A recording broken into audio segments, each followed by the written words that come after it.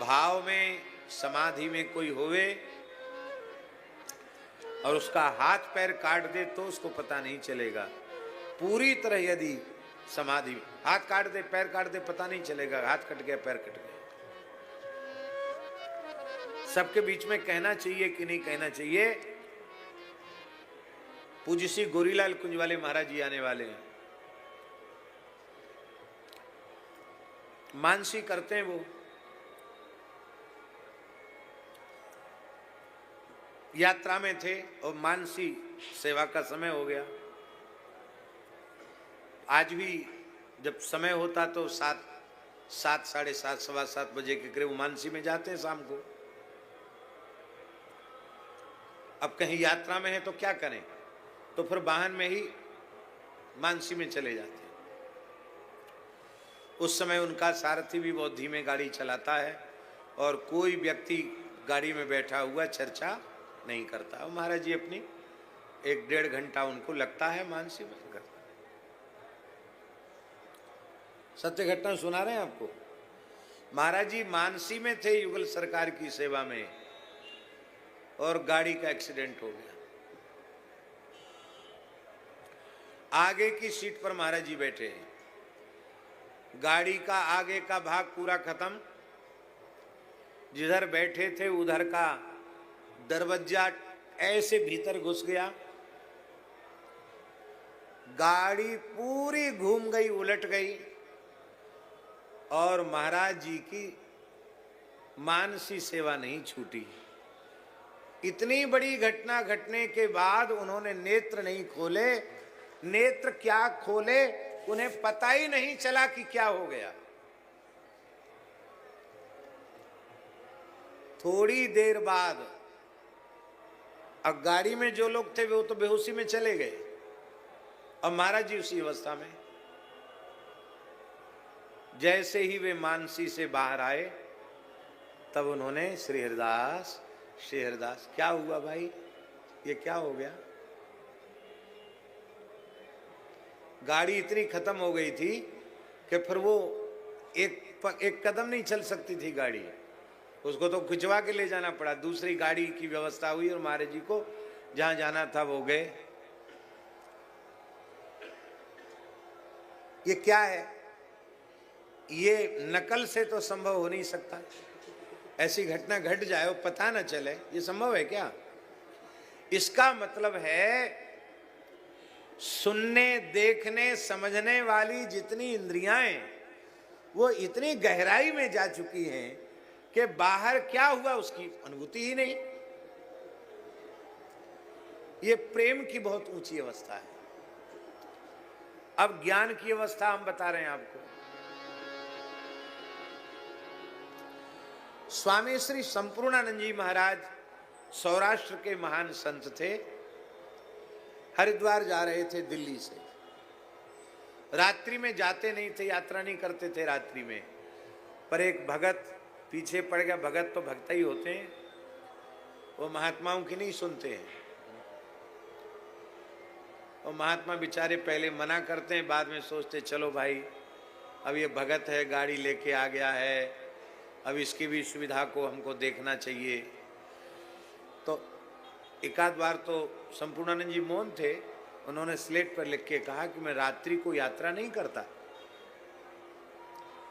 नहीं बापू, रात को ही ठीक है, रास्ता जल्दी कट जाएगा, कल पूरा दिन खराब हो जाएगा, फिर वाहन चलने लग जाएंगे, जल्दी पहुंच जाएंगे। अब बता, हम तो गाड़ी मंगा ली है और ये तो किराया रात भर का ले लेगा। नहीं नहीं बापू चलिए।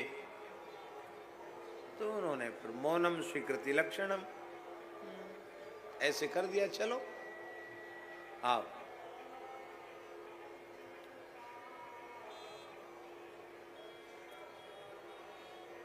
श्री गोविंदास जी महाराज, तो आओ चलो चले। हरिद्वार से, हरिद्वार पहुंचने के 2 घंटे पहले ही ड्राइवर को थोड़ी झपकी आ गई और रात का तो समय था ही, गाड़ी एक ट्रक से टकराई। श्री संपूर्णानंद जी आगे सीट पर बैठे थे। उनके माथे में बहुत भारी चोट आई, फट गया माथा और उनका कपड़ा रक्त से स्नान हो गया, रक्त से नहा गया कपड़ा, इतना खून निकल गया। माथा फटा, रक्त निकला, उनका सब काषाय वस्त्र रक्त से भीज गया, लेकिन वे मौन थे। उन्होंने आह ऊह हाय हाय कुछ नहीं, शांत जैसे कुछ हुआ ही नहीं, बैठे रह गए। अब लोग कह रहे थे चलो हॉस्पिटल ले चलें। चलो चलो चलो, गाड़ी चल रही है तो चलो। तो स्वामी चिन्मय मिशन के संस्थापक थे ना, स्वामी चिन्मयानंद जी महाराज, बड़े उच्च कोटि के महापुरुष थे।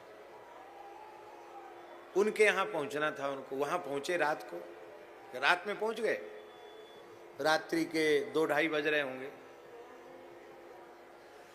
तो वो चोट इतनी लगी थी कि सिर सूज गया, संपूर्णानंद जी का मस्तक सूज गया और रक्त से सब ये कपड़ा और ये सब रक्त से था। वो बेचारे घबरा गए। उन्होंने कहा तत्काल बापू को हॉस्पिटल ले चलो। तो उन्होंने स्लेट पर लिखा विश्राम की जगह बताओ।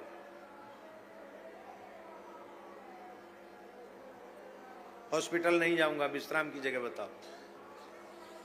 तो विश्राम की जगह तो पहले से निश्चित थी। कपड़े उपड़े भी नहीं खोले, जैसे थे वैसे ही बिना कुछ धोए धाए लेटे और लेटते ही सो गए, नाक बजने लग गए। तो उनको बड़ा आश्चर्य हुआ कि इतनी चोट में ये सो कैसे रहे, कष्ट का बिल्कुल अनुसंधान नहीं है क्या। हाँ, रात को आकर उन्होंने बोले थोड़ा गरम गरम दूध और थोड़ी फिटकरी स्वामी जी ने कि कुछ ये तो दे ही दें, कम से कम हॉस्पिटल नहीं जा रहे हैं। वो ले लिया उन्होंने, सो गए। आश्चर्य हुआ कि ये ऐसे कैसे सो गए। तो प्रातःकाल आकर स्वामी जी ने संपूर्णानंद जी से पूछा कि स्वामी जी एक बात बताओ, इतनी भयंकर घटना शरीर के साथ घट जाए और कोई व्यक्ति सो कैसे सकता है। ये बात विज्ञान से अलग है, विज्ञान से विरुद्ध है। ये बात अनुभूति के भी विरुद्ध है, विज्ञान के भी विरुद्ध है। ये कैसे हो गया। इतनी बड़ी घटना का आपके चित्त पर प्रभाव नहीं पड़ा। तो संपूर्णानंद जी मौन थे, मौन व्रत में थे। उन्होंने स्लेट पर लिखा मैं देह नहीं आत्मा हूं, इस पर आप प्रवचन करते हैं और मैं इसे जीता हूं।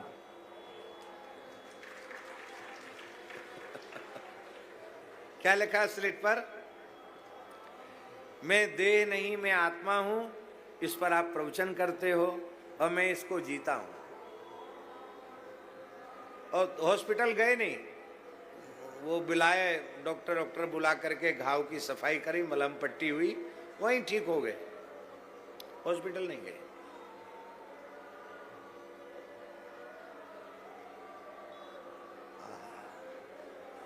ये दुख की सुख की अनुभूति देहाध्यास के कारण होती है। पंचम स्कंध में जड़ भरत जी क्या करें? स्थौल्यम कार्श्यम आधयो व्याधयश्च, स्थूलता कृशता आधि व्याधि जरा क्लेश ग्लानि सुख दुख काम क्रोध मद मोह मात्सर्य, ये सबके सब भूख प्यास निद्रा भय, ये सब के सब शरीर के धर्म हैं। और जब शरीर से वह शरीर में अध्यस्त हो जाता है, देह को आत्मा मान बैठता है, तब उसे देह के धर्म को वह आत्मा में आरोपित करने लग जाता है। इसलिए रघुगण तू कहता कि मैं तेरी चिकित्सा करूंगा, तो तू मेरी क्या चिकित्सा करेगा, मेरी समझ में नहीं आता। कोई व्यक्ति क्रोध करके पृथ्वी को पीटने लग जाए तो डंडा टूट जाएगा, हाथ में छाले पड़ जाएंगे, धरती का क्या बिगड़ेगा।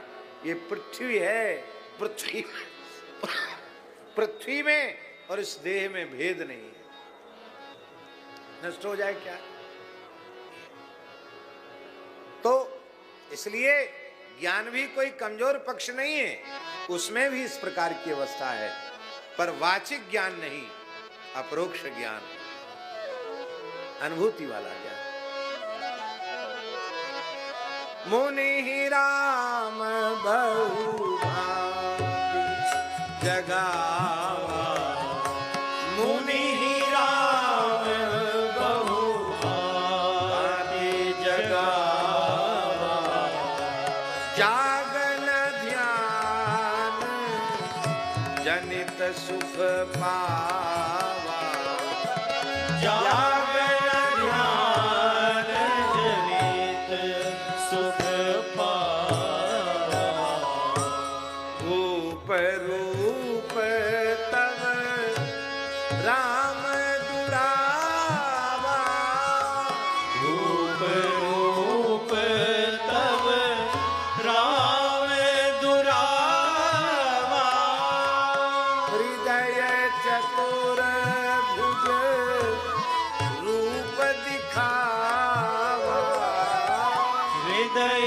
चतुर भुज रूप दिखावा,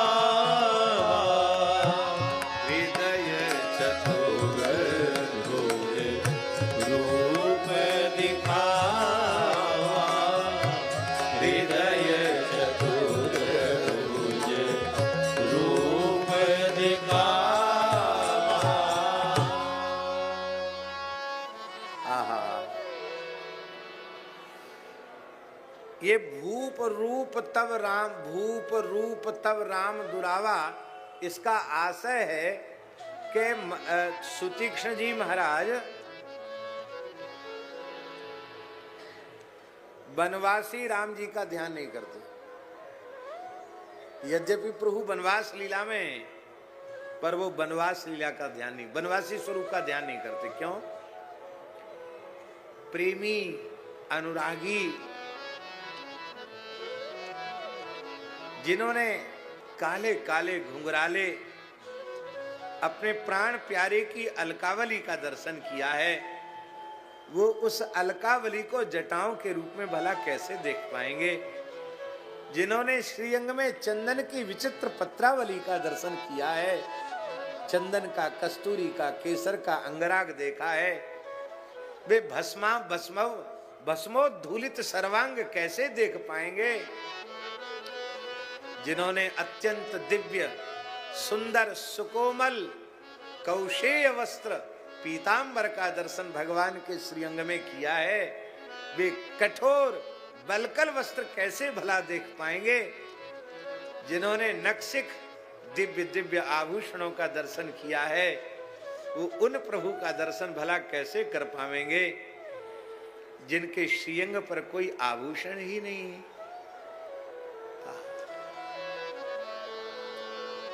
एक बात है दूसरी, लेकिन हम कह देते हैं। एक महापुरुष से हमने पूछा, हमने कि महाराज जी, गौरांग महाप्रभु का जो विग्रह है वो प्रायः गौड़ीय संत अपनी इस पूजा में, अपने देवालय में श्री गौरहरि के स्वरूप को विराजमान करके रखते हैं,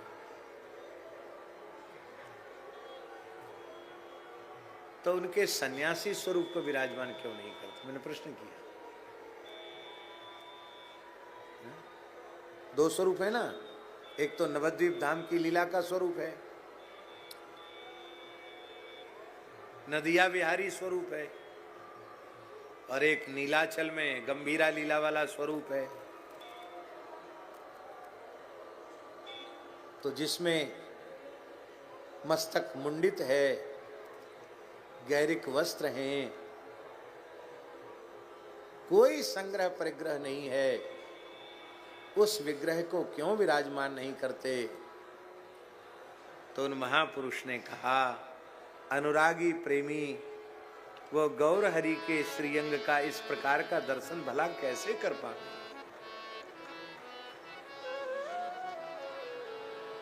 नहीं कर सकते।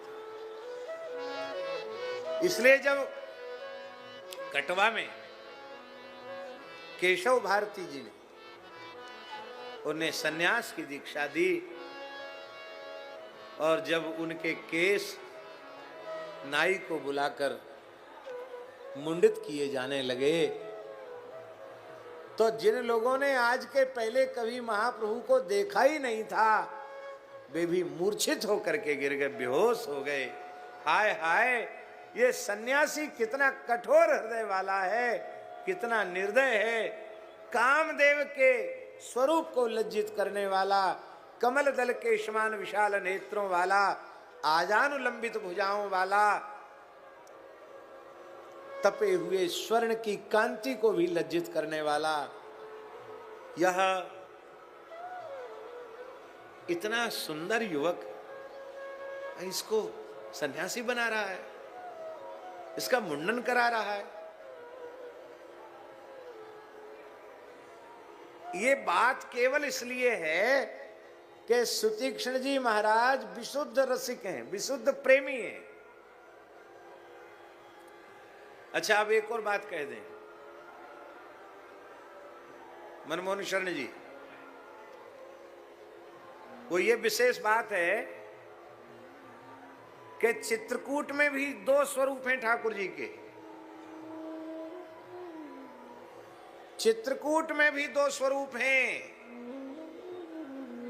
एक चित्रकूटाद्रि विहारी स्वरूप है और एक स्वरूप है रास विहारी स्वरूप। चित्रकूट में किशोरी जी के सहित रास करते हैं, अनंत सखियां किशोरी जी के रोमकूप से प्रकट होती हैं, और वहां ठाकुर जी 999 रास करते हैं।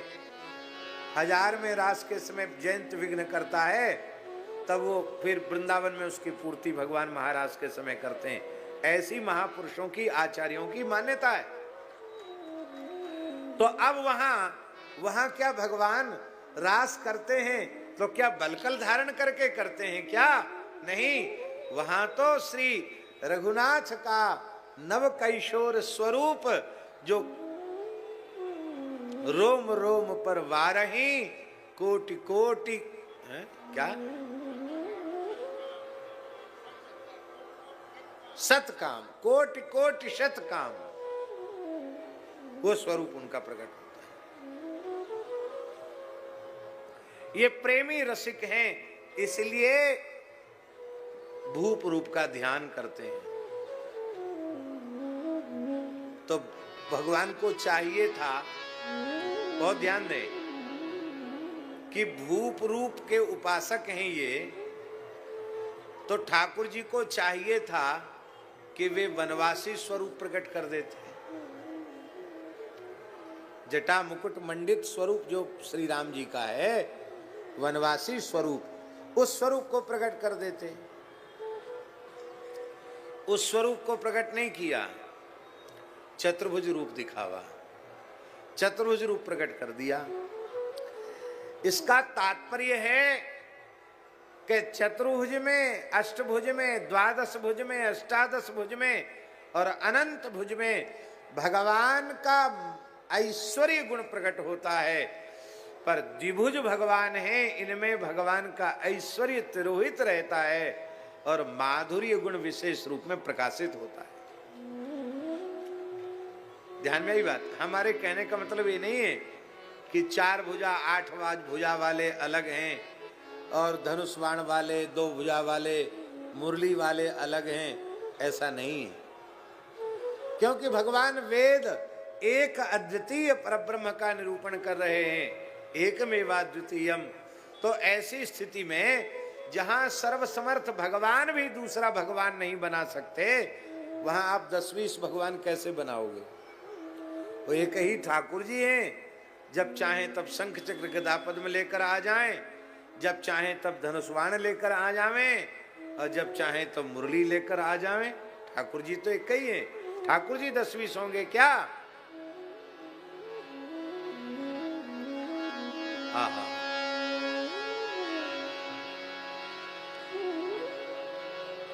इसलिए लिखा है द्विचत्वारि